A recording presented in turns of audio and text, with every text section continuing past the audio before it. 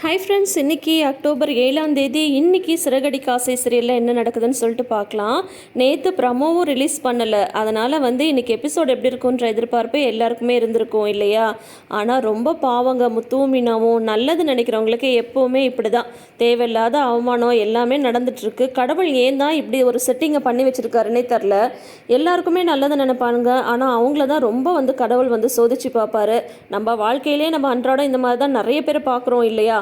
So இப்போ பார்த்தீங்கன்னா அவங்க அம்மா, அதாவது ரோகிணியோட அம்மா கீழே வந்துட்டு அழுதுகிட்டே வராங்க. வந்ததுமே அந்த குட்டி பையன் கேட்குறாங்க, கிருஷ்ண கேட்குறாரு, ஏன் பாட்டி மீனா ஆண்டியையும் முத்து அங்கிளையும் அப்படி திட்டினேன், அவங்க என் மேலே எவ்வளோ பாசமாக இருக்காங்க அப்படின்னு சொன்னதும், ஆமாண்டா நான் பெரிய தப்பு பண்ணிட்டேன், பாவம் அந்த பிள்ளைங்க, அவங்க எல்லாரும் முன்னாடி இவங்களை அப்படி அவமானப்படுத்த வேண்டியதாக போயிடுச்சு, எல்லாம் என் தலையெழுத்து அப்படின்னு சொல்லிட்டு அவங்க அழறாங்க. மேலே பார்த்தீங்கன்னா அப்படியே ரோகிணி பயங்கர குஷியாக இருக்காங்க. முத்துவையும் மீனாவையும் பார்த்து அப்படி ஒரு சந்தோஷமாக இருக்குது அவங்களுக்கு. மீனா அழுதுட்டு நின்றுட்டுருக்காங்க. சும்மா இருப்பாங்களா விஜயா? உடனே ஆரம்பிச்சிடுறாங்க, ஏங்க இதெல்லாம் தேவையாங்க, கொலு வைக்கிறேன், அது வைக்கிறேன், இது வைக்கிறேன்னு சொல்லிட்டு இப்போ வீட்டுக்கு கண்டவங்க இந்த மாதிரி அசிங்கமாக அவமானப்படுத்தி பேசிட்டு போகிறாங்க. இதெல்லாம் இவங்க ரெண்டு பேருக்கும் தேவையா?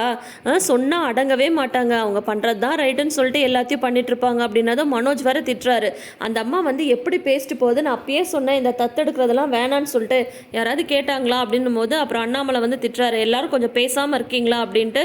மீனா விடுமா, எல்லாமே நல்லதுக்குன்னு சொல்லிட்டு நீ நினச்சிக்கோ, நீங்கள் நல்லது தான் நினச்சிங்க, ஆனால் அதை அவங்க புரிஞ்சுக்காமல் பேசிட்டு போனதுக்கு நீ வருத்தப்பட்டு இருக்காது அப்படின்னு சொல்லிட்டு அண்ணாமலை சொல்கிறாரு. அப்புறம் மீனா அழுதுகிட்டே இருக்காங்க. இந்த மாதிரி முத்து சமாதானப்படுத்த கூட்டிகிட்டு போயிடுறாங்க. இங்கே வித்யா வீட்டில் இருக்காங்க லக்ஷ்மி, ரோகிணியோட அம்மா. அவங்க பார்த்தீங்கன்னா அழுதுகிட்டே இருக்காங்க. வித்யா சரிம்மா சாப்பிட்லாம் வாங்க அப்படின்னு சொல்லி கூப்பிட்றாங்க. இல்லைம்மா எனக்கு சாப்பாடெல்லாம் எதுவும் வேணாம் அப்படின்ட்டு இருக்காங்க. ஏம்மா மாத்திரை போடணும்ல அப்படின்னு சொல்கிறாங்க. அப்போ அவங்க அழுதுகிட்டே சொல்லிட்டுருக்காங்க, ரெண்டு நல்ல மனுஷை நான் நோகடிச்சிட்டேன், பாவம் அந்த பிள்ளைங்க என் மேலே அவ்வளோ அன்பாக பாசமாக இருந்தாங்க, கிருஷ்ண மேலே உயிரியை வச்சுருந்தாங்க, ஆனால் இப்போ எல்லாம் போச்சு அப்படின்னு சொல்லிட்டு இருக்கும்போதே கரெக்டாக ரோகிணி பெல் அடிக்கிறாங்க.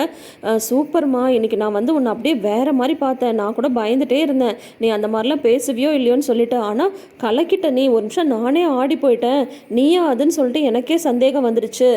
இனிமே பாரு, அவங்க கிருஷ் பக்கமே வரமாட்டாங்க, இப்போதான் எனக்கு நிம்மதியாக இருக்குது, சந்தோஷமாக இருக்குது, ரொம்ப நாள் கழிச்சு இன்றைக்கி தான் நான் நிம்மதியாக தூங்க போகிறேன் அப்படின்னு சொல்லிட்டு ரோகிணி சொல்லிட்டு இருக்காங்க. உடனே அவங்களுக்கு பயங்கர கோவம் வந்துடுது. போதும் நிறுத்துடி, உனக்காக ரெண்டு நல்ல மனசை நான் நோகடிச்சிட்டேன், பாவண்டி அந்த பசங்க தெரியுமா உனக்கு, முத்துவும் மீனாவும் எவ்வளோ நல்லவங்கன்னு சொல்லிட்டு கிருஷ் மேலே உயிரையே வச்சுட்ருக்காங்க. கிருஷோட உயிரை காப்பாற்றினவ அந்த மீனா.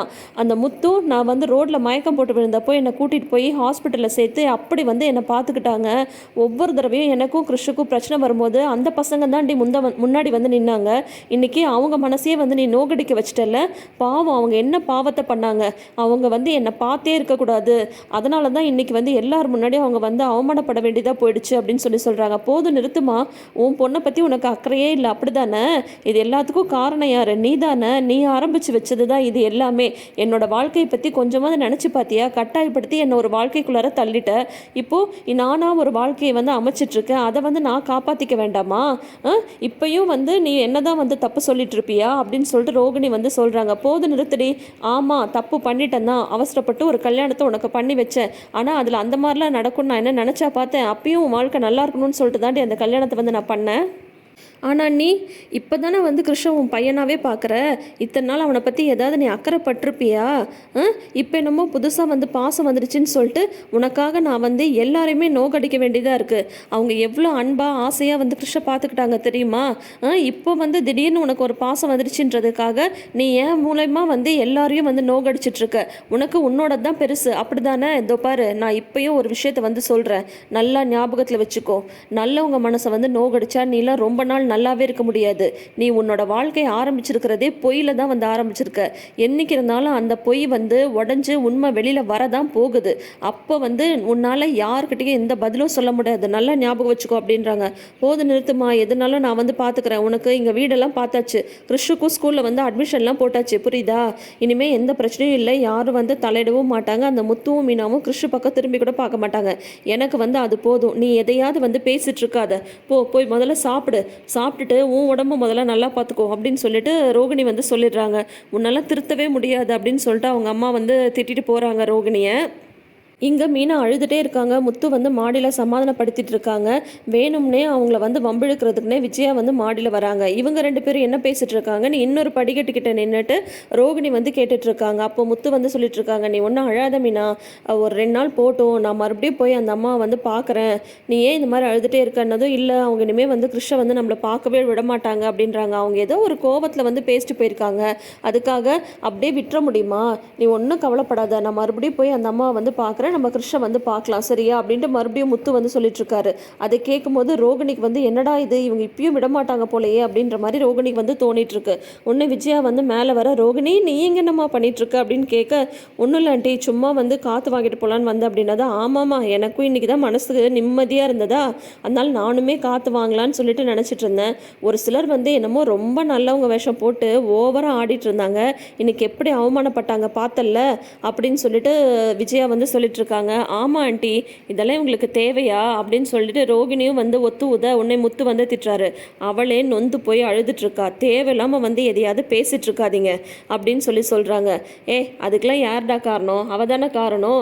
சும்மா தெருவில் போகிறவங்களெல்லாம் வீட்டில் கூட்டிகிட்டு வந்து உட்கார வச்சுட்டு தத்தெடுக்கிறேன் தொத்தெடுக்கிறேன்னு உட்காந்துட்டு இருந்தா இப்படி தான் அசிங்கப்படணும், அவமானப்படணும், இதெல்லாம் அவளாக வந்து தேடிக்கிட்டது தானே, நாங்கள் என்ன பண்ணோம் அப்படின்னு சொல்லிட்டு விஜயா வந்து சொல்ல, உன்னை மீனா வந்து சொல்கிறாங்க, ஆமாத்த நானாக வந்து தேடிக்கிட்டது தான், நான் நல்லா எல்லாரும் முன்னாடி அவமானப்பட்டுட்டேன்ல, இப்போ உங்களுக்கு சந்தோஷம் தானே, ரொம்ப சந்தோஷம், என்னோட இதை வந்து நான் வந்து பார்த்துக்கிறேன், எல்லாமே என்னால் தான், நான் கஷ்டப்படுறதும் என்னால் தான், அதனால் நீங்கள் இதில் எதுவுமே சொல்ல தேவையில்லை, என்னோட கஷ்டத்தை நானே அனுபவிச்சுக்கிறேன் அப்படின்னு சொல்லிட்டு போயிடுறாங்க.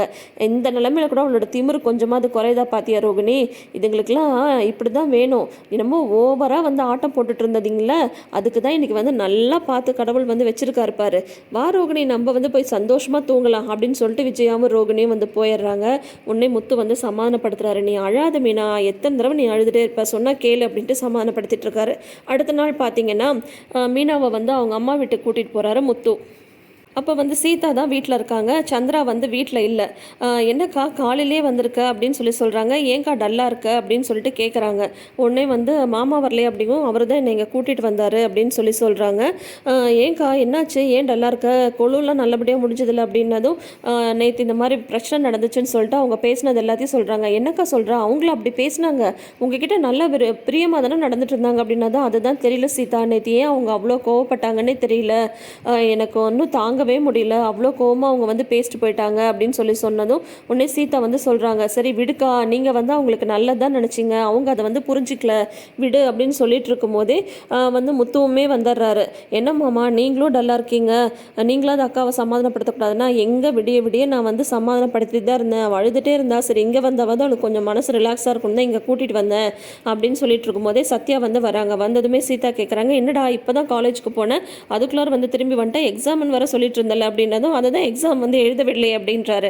எழுதவில்லையா, என்ன சொல்கிற நீ, ஒழுங்காக தானே படிச்சுட்டு போனேன் அப்படின்னு சீதா வந்து கேட்குறாங்க. நான்லாம் ஒழுங்காக தான் படிச்சுட்டு போனேன், ஆனா அப்படின்றாங்க. என்ன ஆனா, ஏன் எழுதவில்லைன்னா அதுக்கு ஏதாவது காரணம் இருக்குள்ள சொல்லுன்றாங்க. மீனாவும் என்னாச்சு சத்யா அப்படின்னு கேட்கும்போது, அட்டனன்ஸ் இருந்தால் தான் வந்து எக்ஸாம் எழுத விடுவாங்களா, அட்டனன்ஸ் இல்லைன்னு சொல்லிட்டாங்க, அதனால பிரின்ஸிபல் வந்து எக்ஸாம் எழுத முடியாதுன்னு சொல்லிட்டாங்க அப்படின்னதும் உடனே சீதா வந்து அடிக்கிறாங்க. பாத்தியா உன்னோட வாழ்க்கையே வந்து போச்சு, எவ்வளோ கஷ்டப்பட்டு அம்மாவும் அக்காவும் உன்னை படிக்க வைக்கிறாங்க, ஆனால் நீ என்னன்னா இந்த மாதிரி பரீட்சை எழுத முடியலன்னு சொல்லிட்டு வந்து நிற்கிறீடா, இப்போ என்னடா பண்ணுறதுன்னு சீதா வந்து அடிக்கிறாங்க சத்யாவை. அதுக்கப்புறம் வந்து முத்துனால பார்த்துட்டு பேசாமல் இருக்க முடியல, இப்போ என்ன பிரச்சனை, ஏன் வந்து எழுத முடியலையா அப்படின்னதும், அட்டனன்ஸ் இல்லை அப்படின்னு சொல்லிட்டு சொல்கிறாங்கல்ல, சரி அதுக்கு என்ன பண்ணணும் அப்படின்னு சொல்லிட்டு முத்து வந்து கேட்குறாரு. உடனே சத்யா வந்து முத்து முகத்தை பார்த்து பேச முடியல, ஏன்னா அந்த குற்ற உணர்ச்சி இருக்கும் இல்லையா, அதனால அவங்க வந்து இல்லை பிரின்ஸிபல்கிட்ட தான் போய் பேசணும், நான் எவ்வளோ தூரம் பேசி பார்த்தேன், ஆனால் அவர் வந்து விட முடியாதுன்னு சொல்லிட்டாரு அப்படின்றாங்க. சரி இப்போ எதுக்கு இந்த மாதிரி வந்து டென்ஷன் ஆகிட்டு இருக்கணும், உனக்கு இப்போ வந்து நீ பரீட்சை எழுதணும் அவ்வளோதானே, கண்டிப்பாக வந்து உன்னை பரீட்சை வந்து எழுத வைக்கிறேன் நான், எப்படியாவது அவர் தனப்பாலை தானே பார்த்து பேசணும் அப்படின்றாங்க. உடனே வந்து இல்லை பிரின்ஸிபால் அப்படின்றாரு. சரி அவரை தான் பார்த்து பேசலாம் கண்டிப்பாக, சரியா, நீ படித்த படிப்பு கண்டிப்பாக வீணாகாது, நீ படித்த மாதிரியே கண்டிப்பாக பரீட்சை எழுதி பாஸ் பண்ணுவ, அந்த பொறுப்பை வந்து நான் ஏற்றுக்கிறேன் அப்படின்னு சொல்லிட்டு இப்போ முத்து வந்து அந்த பொறுப்பை ஏற்றுட்ருக்காரு. கண்டிப்பாக பிரின்ஸிபல்கிட்ட போயிட்டு படிப்போட அருமை முத்துவுக்கு நல்லாவே தெரியும், அதனால் கண்டிப்பாக அவர் வந்து பிரின்ஸிபல்கிட்ட பேசி கன்வின்ஸ் பண்ணி சத்யா வந்து எக்ஸாம் எழுதுறதுக்கு பெர்மிஷன் வந்து வாங்கிடுவார் கண்டிப்பாக. ஆனால் இதில் என்னன்னு பார்த்தீங்கன்னா, இப்போது முத்துவோட மொபைலில் இருக்கிற அந்த வீடியோவை அட்லீஸ்ட் முத்துவே டெலீட் பண்ணிட்டா கூட பரவாயில்ல. ஆனால் அப்படி பண்ணலன்ற பட்சத்தில் ரோகிணி கைக்கு வீடியோ போயிட்டா மறுபடியும் அடுத்த ஒரு அவமானம் முத்துவுக்கும் மீனாக்கும் ரெடியாக இருக்குது. ஆனால் ஏன் அடுத்தடுத்து இவங்களுக்கு இவ்வளோ அவமானங்கள் வர்ற மாதிரியான சீன்ஸ் எடுக்கிறாங்கன்றது தான் நம்மளுக்கு தெரியல. ஒரு கட்டத்தில் ட்விஸ்ட்டு வந்து உடையணும் இல்லையா? ஆனால் தப்பு பண்ணுறவங்க மேற்கொண்டு சாதிச்சுட்டே போயிட்டுருக்காங்க. எந்த ஒரு ஃபங்க்ஷன் கல்யாணம் எதுனாலுமே சரி அந்த இடத்துல தலை குனிஞ்சு நிற்கிறது வந்து முத்துவும் மீனாவுமா தான் இருக்கிற மாதிரி வந்து காட்டுறாங்க. இப்போ சத்யா விஷயம் வெளியில் தெரிஞ்சதுன்னா சொல்லவே வேண்டாம். ஆவுன்னா விஜயா வந்து 2 பேரையும் வீட்டை விட்டு போக சொல்லிட்டு இருக்காங்க. இப்போது விஜயாவோட பணத்தை எடுத்தது சத்யான்னு தெரிஞ்சால் கண்டிப்பாக மீனாவை வந்து அந்த வீட்டில் இருக்கவே விட மாட்டாங்க. அடுத்த நிமிஷம் 2 பேரையும் வீட்டை விட்டு வெளியே அனுப்புவாங்க. அதுக்குள்ளார ரோகிணியோட ஏதோ ஒரு விஷயம் வந்து வெளியில் வரணும். அந்த மலேசியா மாமாவாவது முத்துவோட கண்ணில் வந்து படணும். ஊர் ஃபுல்லாக சுற்றிட்டு இருக்காரு முத்து, நிறைய பேரை பார்க்குறாரு, போகிறாரு வராரு. ஆனால் இந்த சம்மந்தப்பட்ட இந்த ஆளுங்க மட்டும் அவங்க கண்ணிலேயே படமாட்டேன்றாங்க. பார்க்கலாம், ஏதாவது ஒரு ட்விஸ்ட் வந்து பிரேக் ஆனாதான் சிறகடிக்க ஆசை பழைய டிஆர்பிக்கு வந்து கண்டிப்பாக வருங்க. இல்லைனா இப்போ வந்து பார்த்தீங்கன்னா அதோட வியூஸ் எல்லாம் வந்து குறைய ஆரம்பிச்சாச்சு. ஸோ என்ன நடக்குது, டைரக்டர் வந்து நம்ம சொல்கிற கமெண்ட்ஸு நம்ம பண்ணுற இந்த ரிவ்யூஸ்க்கெலாம் மதிப்பு தராரான்றது அடுத்தடுத்து வர்ற எபிசோட்ஸை பார்த்து தான் தெரிஞ்சுக்கணும். தொடர்ந்து வீடியோஸ்க்கு நம்ம சேனலை சப்போர்ட் பண்ணுங்கள், சப்ஸ்கிரைப் பண்ணுங்கள்.